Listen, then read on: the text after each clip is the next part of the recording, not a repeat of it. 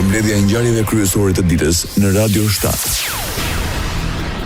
Presidentja e Maqedonisë së Veriut, Gordana Silenovska-Davkova, kërkon arritjen një marrëveshje brenda vendit për integrim në BE. Ajo deklaroi se nuk mbështet vendosjen e linjave të kuqe të reja në procesin e integrimeve europiane. Nëse dalim jashtë me konsensus, atëherë do të na respektojnë, tha Silenovska-Davkova, duke komentuar rezolutën e propozuar nga lideri i LSDM-s për integrimet europiane. BE kërkon nga Maqedonia e Veriut ndryshime kushtetuese si e vetmja mundësi për hapjen e negociatave për integrim.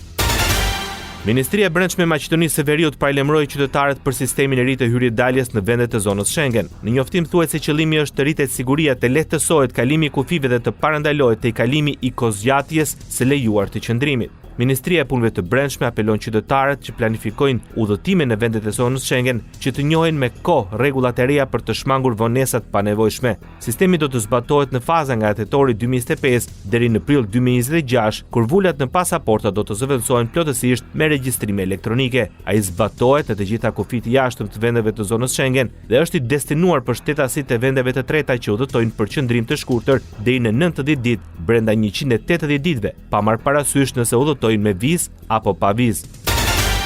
Avokati i popullit në Maqedoninë e Veriut vendos në shërbim të qytetarëve një linjë telefonike falas, ku do të jenë gjendje të raportojnë çdo shkelje të drejtave të tyre gjatë fushatës zgjedhore si dhe ditën e zgjedhjeve vendore. Qytetarët do të kenë mundësi të raportojnë paregullsi edhe në 6 zyrat rajonale të avokatit të popullit çdo ditë pune nga ora 8 deri në orën 16. Në konventën e Vlenit në Shkup, zëvendës kryeministri Arben Fetai premtoi fillimin e një historie të re për shqiptarët, duke kujtuar fjalët e Arber Xhaferit se mjeshtria që formon ose deformon vetë dijen quhet propagandë. Fetai tha se për 20 vite shqiptarët janë mbajtur peng i mashtrimeve të BDI-s që pazaret në tavolinë i shisnin si kauza kombëtare. Fetai prezantoi kandidatët e Vlenit për kryetar komunash, duke theksuar se nga Tetova në Gostivar, nga Çajeri në Struk e deri në Likove Kumanov, ata do të jenë fytyra e shpresës dhe ndryshimit. Ku do që jetojnë shqiptarët në këtë vend, kandidatët e Vlenit do t'jenë fytyra e shpresës tuaj. Përballë e kemi një koalicion mbetjesh politike, Taravari, Ahmeti dhe Stela. Ata janë më një lavatriçe e prishur. Një lavatriçe e prishur që rrotullohet, po arse nuk i pastron njollat e pislëkut që nuk hekën kurrë. Ata flasin për Europë, por bëjnë koalicione me partinë më anti-NATO, më anti-BE, më anti-Amerikë që ekziston, Levicën. Opozita shqiptare në Maqedoninë e Veriut, Bashkimi Demokratik për Integrim, Bashkimi Demokratik për Integrim pretendon se konventa promovuese e koalicionit Vlen e mbajtur në sallën Boris Trajkovski në Shkup e dëshmoi qartë realitetin politik se qytetarët dhe mbështetësit e dikurshëm i kanë braktisur. Sipas opozitares shqiptare në Maqedoninë e Veriut, pavarësisht propagandës së shfrenuar dhe presioneve të palishme të pushtetit, populli nuk u përgjigj thirrjes për të mbështetur një projekt që ka humbur çdo kredibilitet dhe është ndruar në mashtrim të madh. BDI listoi dhe disa nga premtimet e pambajtura si pasaj të shumicës në pushtet, si premtimi për 2500 punësime, 10.000 euro për çdo qytetar, Akademi të Shkencave Shqiptare, Bank Shqiptare, ndryshime kushtetuese e respektim të marrëveshjes së Ohrit.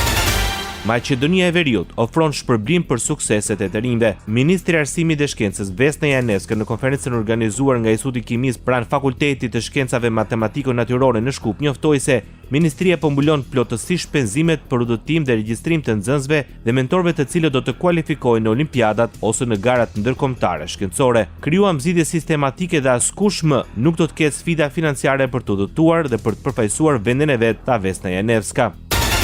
Ambasadat e Shteteve të Bashkuara të Amerikës në Tiranë dhe Prishtinë njoftojnë se për shkak të ndërprerjes së përkohshme të financimeve në nivel federal, komunikimet e rregullta në rrjetet sociale nuk do të përditësohen derisa të rifillojnë plotësisht operacionet. Përjashtim do të bëjnë vetëm rastet urgjente që lidhen me sigurinë dhe mbrojtjen e qytetarëve. Megjithatë, ambasada ka theksuar se shërbimet konsullore, përfshirë pasaporta dhe viza, do të vazhdojnë si zakonisht në SBA, edhe në ambasadat dhe konsulatat jashtë vendit, pra aq kohë sa situata e lejon. Qytetarët janë udhëzuar që për informacione të mëtejshme mbi shërbimet dhe statusin e operimeve të vazhdojnë të vizitojnë faqen zyrtare të Departamentit Amerikan të Shtetit.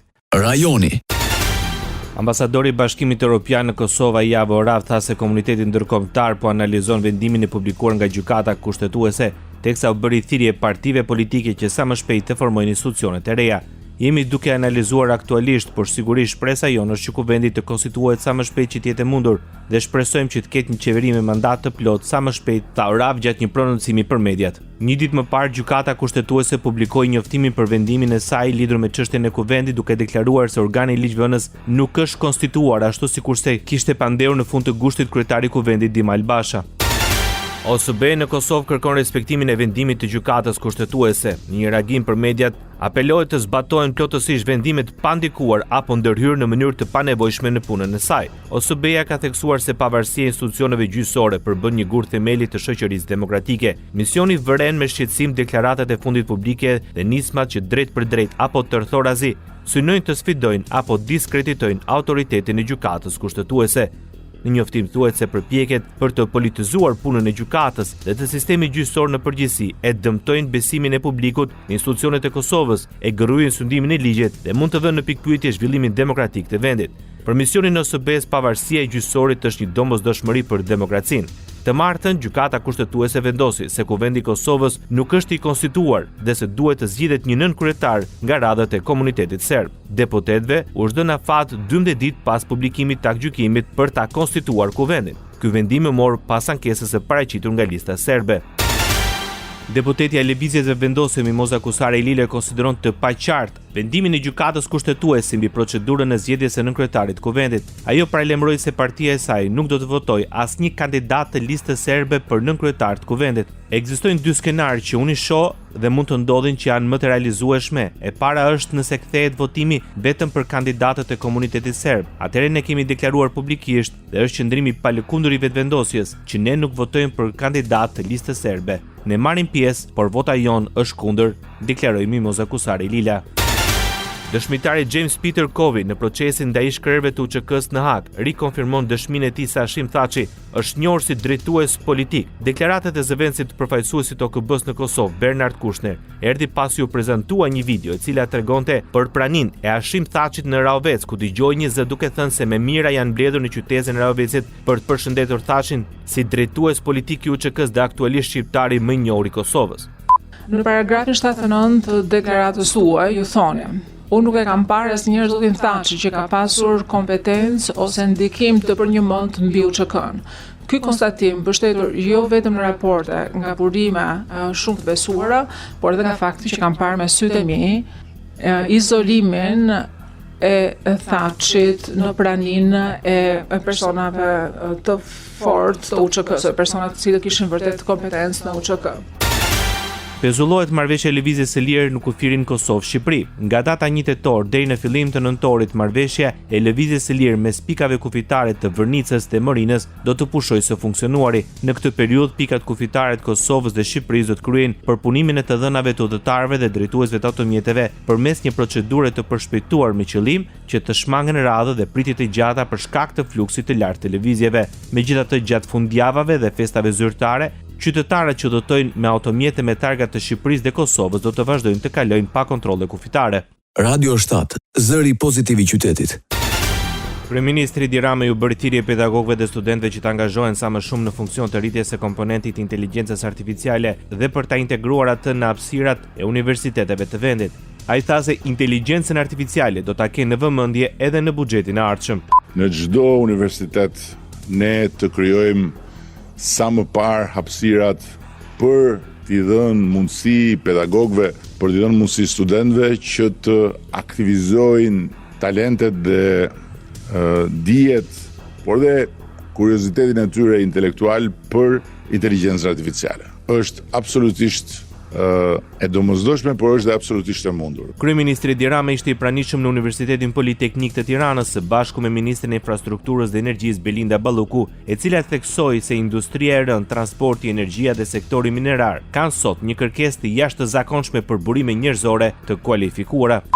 Ne synojmë të rekrutojmë profesionistë të ri jo vetëm për t'i trajnuar, por për t'i përgatitur dhe ofruar punësi me fatgjatë në projekte konkrete të infrastrukturës që tashmë janë të shumta, duke nisur nga aviacioni, tek industria detare dhe padyshim tek energjia. Me nisjen e tetorit roz, muajit të fushatës globale të ndërgjegjësimit për kancerin e gjirit, presidenti i Republikës Shqipërisë Bajram Begaj theksoi rëndësinë e diagnostikimit të ershëm për parandalimin e kësaj sëmundje. Çdo histori është unike, çdo rrugtim ka rëndësi. Në muajin e ndërgjegjësimit inkurajojmë gratë dhe vajzat që me guxim të jashtëzakonshëm përballen me këtë sëmundje, shkruan Bajram Begaj.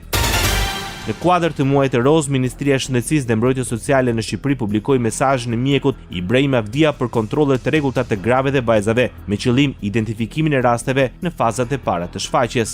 Ju bajthirje që të vini të shfrytëzoni të gjitha mundësitë për të bërë ekzaminimet mamografike dhe ekografike dhe çdo vizitë tjetër në të gjitha institucionet shëndetësore, qofshin këto ambulanca, mamografi të lëvizshme, qendra spitalore, qendra terciare, për të bërë një diagnozë sa më të hershme. Diagnostikimi i hershëm është balas me jetë. Kanceri i gjirit kur diagnostikohet e hershëm është mbi 90% të rasteve i shërueshëm.